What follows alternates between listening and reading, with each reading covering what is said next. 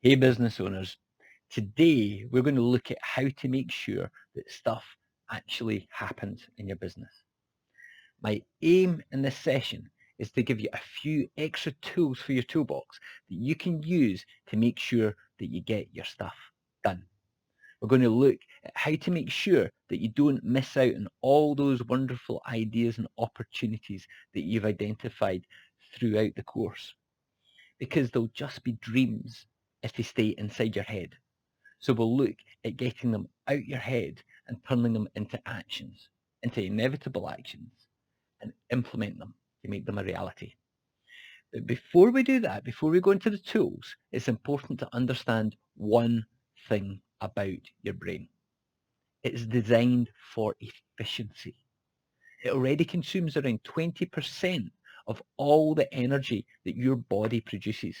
So it naturally wants to run on the least amount of energy possible. And it's got a subtle way of sabotaging all your great plans with procrastination in every area of your life. So these tools are designed not to allow your brain to do that.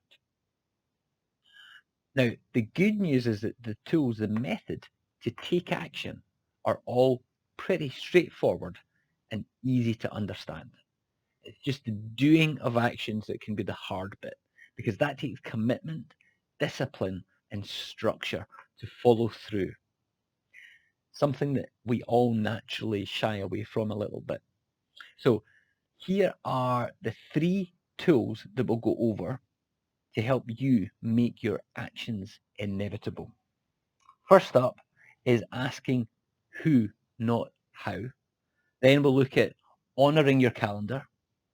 And then thirdly, we'll look at using your procrastinations. Everyone does it, so let's use them. But first up is asking who and not how. Trying to do everything, to fix everything yourself, can hold you and your business back. So when you try to do absolutely everything yourself, which is the natural position for a business owner, an entrepreneur, we all want to do everything ourselves usually. It's very easy to get stuck in overload and confusion or overwhelm. That is a one-way street to procrastination on your actions, and you'll end up in inaction. You'll take no action. So stop asking, how can I do an action? And instead start asking, who can I get to do that action? It will transform your growth of your business. I've created an exercise in the downloadable resources to help you get out of your own way and start taking advantage of your opportunities. It takes you through 4 steps to get stuff done. So please download it and do it and start getting the right stuff done to the right people. So step 1 is looking at making sure that you have all your what's identified, all the things that you want to get done. So write them down and get everything down on a piece of paper. And then get another sheet of paper and write down all your who's. So who are your who's? Who are the people that can help you? Who are the ones that can help you get things done? I use a wide range of resources to get things done, from Fiverr and Upworks to people in my business network to people that I've got working for me. So get everybody down on a piece of paper, and then you simply match up your who's with your what's. So make sure that you've got the appropriate who against the appropriate what. And then ask them to do it and make sure it gets done. Now, none of this is rocket science. It's all just common sense.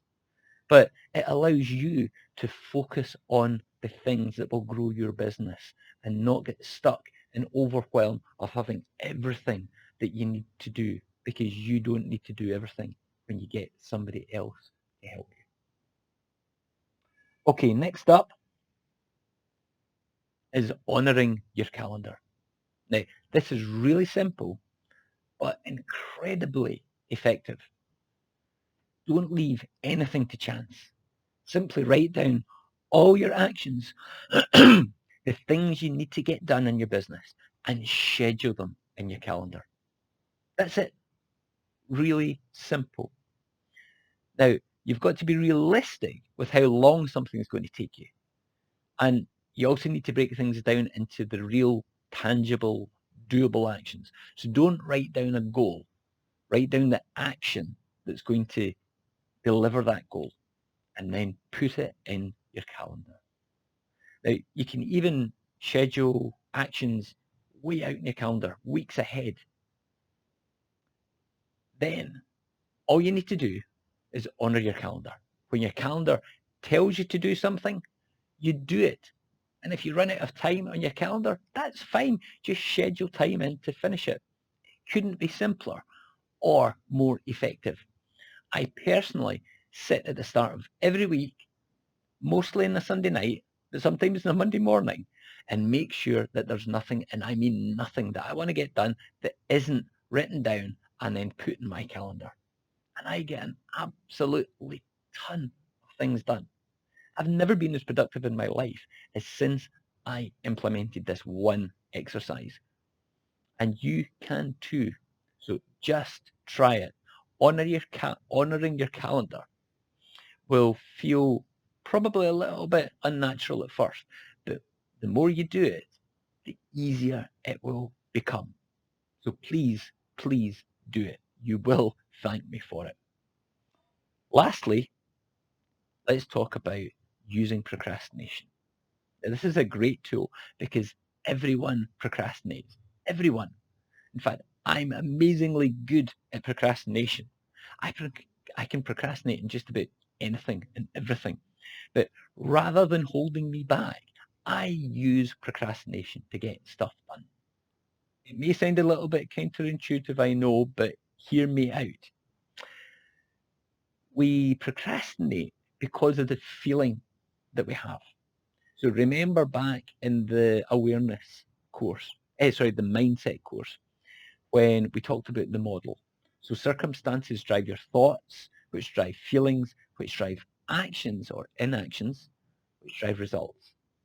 So feelings drive inaction.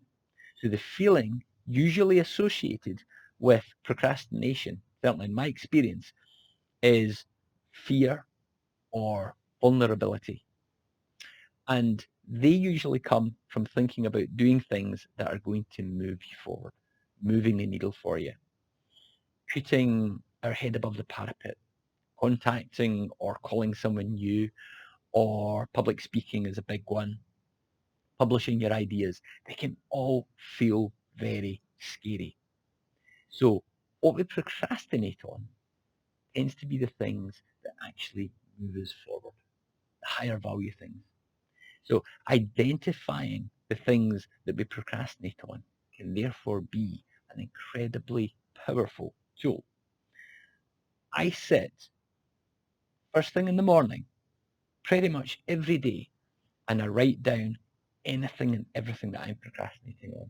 Now, usually only 2 or 3 things when you do it regularly, but I write them down and I decide if that thing will move me forward, the thing that I'm procrastinating on. And if it does, I put it in my diary, because when I put something in my diary, I honor it and it gets done.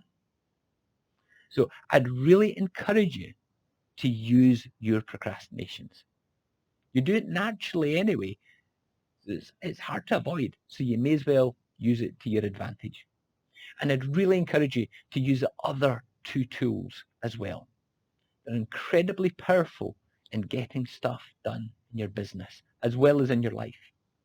So asking who and not how, and honoring your calendar.